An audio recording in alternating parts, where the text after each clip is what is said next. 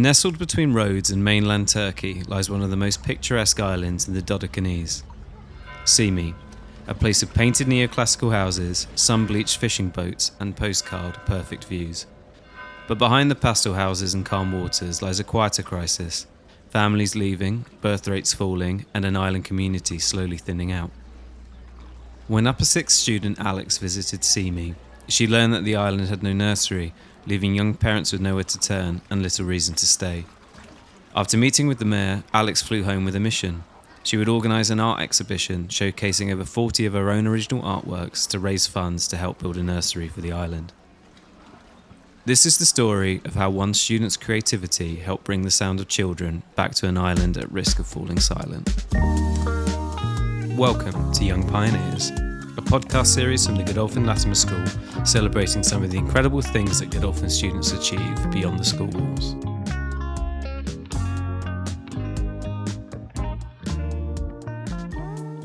Alex, thank you so much for joining us on Young Pioneers. Thank you for having me here. Can you start off by telling us a little bit about your personal connection with Symi? Yeah, so I don't come from Symi, which is a remote island in the Dodecanese, but I do come from another remote island called Ithaca in the Ionian. And coming from a small island, you kind of recognize the beauty of this, but also the limitations of living in a place quite remote from mainland and quite remote from the sophisticated healthcare systems and support that you would find in a mainland city like Athens. And I was also drawn, the more I learned about the issue of the demographic problem, particularly in the remote islands, I was also increasingly drawn to the role women face and the struggles women in particular face throughout the crisis. And as a woman and as someone who is connected with these issues, I did feel very interested and I wanted to find a way to contribute how I could. Yeah, of course. And so when is it that you first learned about the population crisis on the island? So in my family, we usually have discussions at dinner about politics, it's a bit nerdy. But we came across, obviously my parents knew about it, but I didn't really know much about it until I came across about it in a newspaper article. And after discussing it with my parents a little bit, I came to realize how severe it actually was. I mean, I feel like everybody knows, the demographic problem, but it's actually really severe in Greece and especially in the remote islands. And that's kind of when my interest sparked. Yeah, sure. And when you heard there were no nurseries on the island, what sort of struck you the most about that? Why did you feel that detail was really important? I think living in London and living in such a amazing city, I think something as basic as a nursery is something that we often take for granted, but for the people living in islands like Symi, it's not that given. It's not a given, and childcare isn't a given, and it's a struggle that people have to deal with, and we are London dwellers. We don't really realize that in our day-to-day life.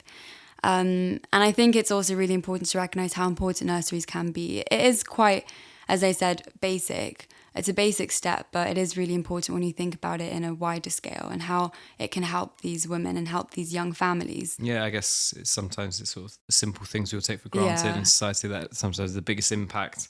And did you immediately think, when you sort of learned about that, I'm going to do something, or did the idea take time to form?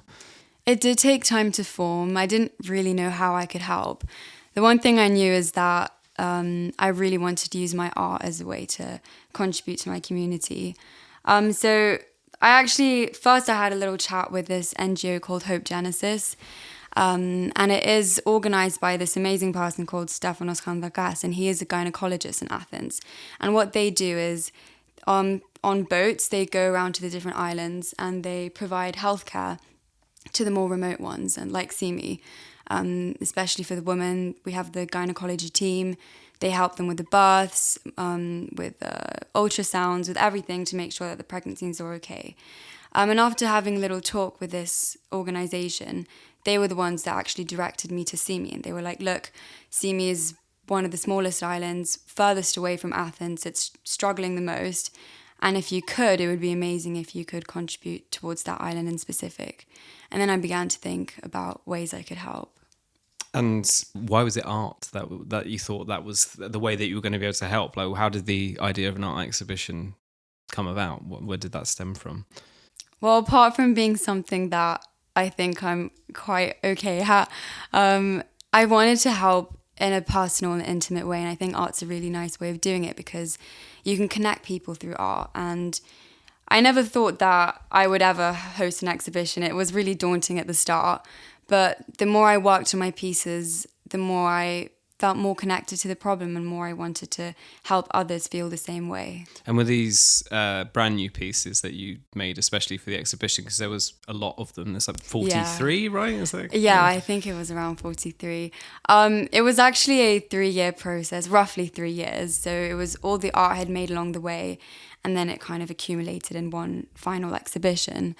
So the artwork itself went through a journey. So I began with this image in mind. I wanted it to link to Greece. I wanted people to really get a sense of the Dodecanese and all the beauty that lies in Greece. So I started with ink, which is one of my favorite mediums. And at the time I was really experimenting.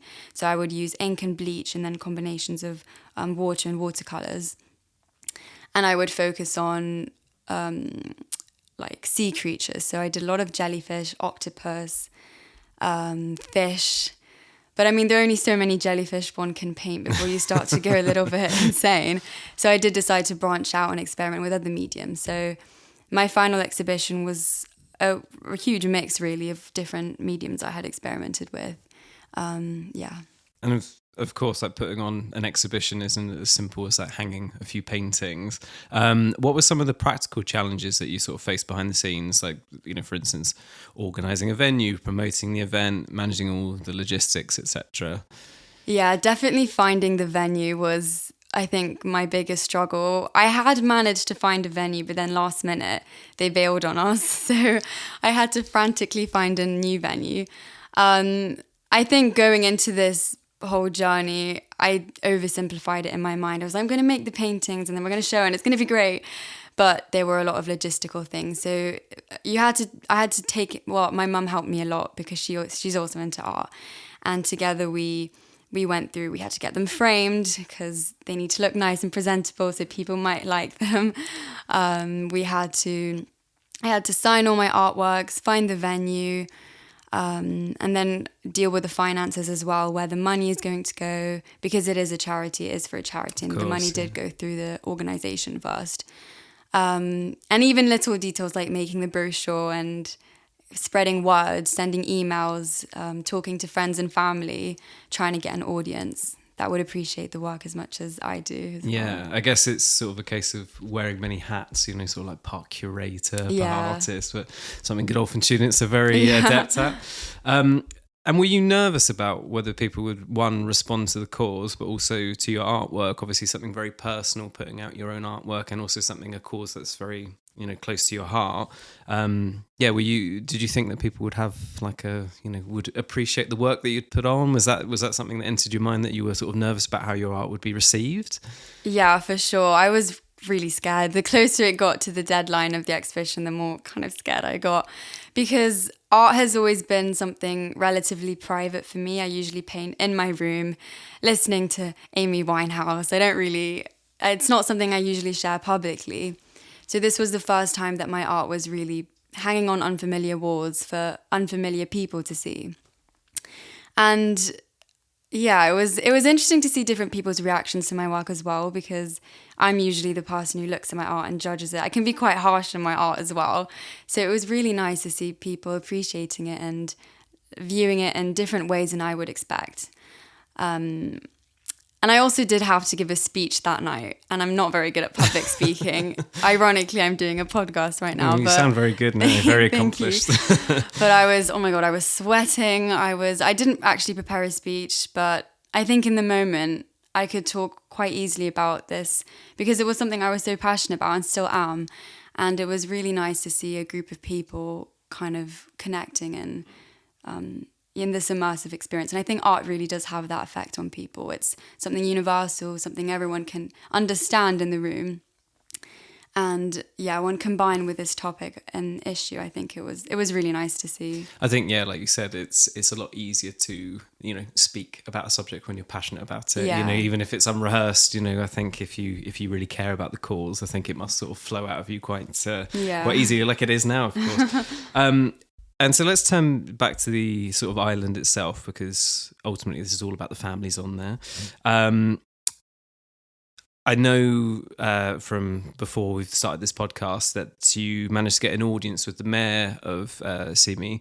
How did that sort of come about? Well, how did you manage to get a big meeting with a very powerful person on the island? Yeah, so that was through Hope Genesis. They kind of directed me and made the communication happen.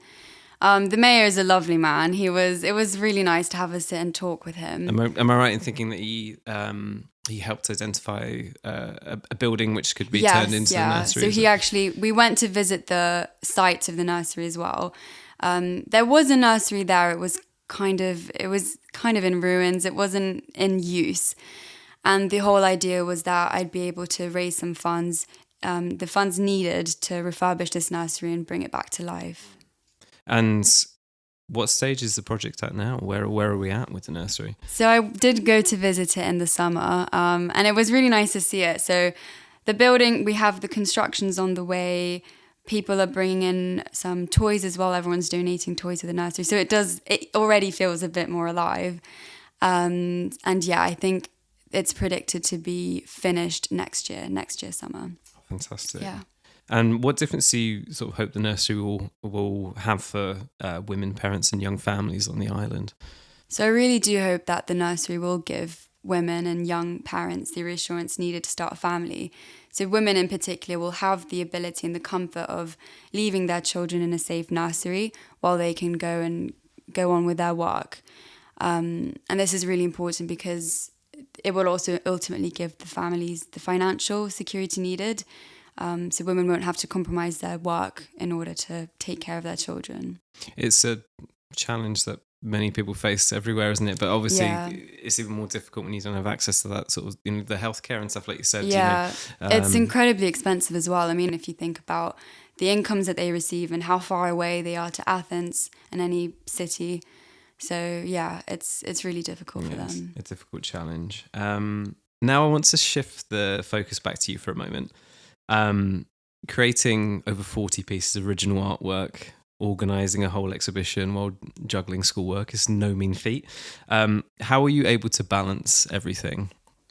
Yeah, it was a little bit difficult, but I think I enjoy art so much that I never saw it as a chore or as a responsibility. It was more as a way that I could relax as well after school. I usually, now a bit less because of even more work, but I usually would do art after school at home, or sometimes I would work at a local studio, which was a lot easier because obviously they had more space, and a lot of the pieces I was working with wouldn't fit in my bedroom because they were, I think the biggest I did was a 2 meter by 1.8. Wow. So some really big aquatic pieces. So yeah, it was a little bit of a struggle, but I think it was just important to keep going. At the start of the whole process, I was a little bit, is it going to work? I don't know if I'll be able to get so many pieces done. But the more I kept going with it, the more it kind of took its own path as well. The expectations I had at the start may not have necessarily been what I got in the end, but actually I think I was even more pleased with the end result because of the amount of variation I got. Enjoying the process. It was really, I think experimentation as well is really important for me. And along the way, it was, because I can also be quite a perfectionist in art, but along the way, along the way, it was really important to not be tied down by this image of what you want your final exhibition to be. And I think exhibitions, especially being my first, I did have this kind of, I want it to be like this and this. But no, it was great to kind of let the process happen by itself as well. I think it's really good in the sense that, people find it quite difficult to put a price on art, Yeah. and or people sometimes don't see the value of art. There's obviously lots of conversations about how the arts are criminally sort of underfunded, and and people have to make some difficult choices about whether to pursue careers in the arts because it doesn't pay the bills, etc. It's a gamble. It's quite a gamble. It is. of a But career. I think it's fantastic that your art has been able to have real tangible impact. And I guess sort of the time is even more precious now with your sort of IB exams coming up this summer as well, which is going to be a sort of tricky thing to navigate. But do you see yourself continuing to work on sort of community focused projects like this, or perhaps expanding your work beyond Symi? I mean, I would love to in the future, especially if I have more time as I continue pursuing my art.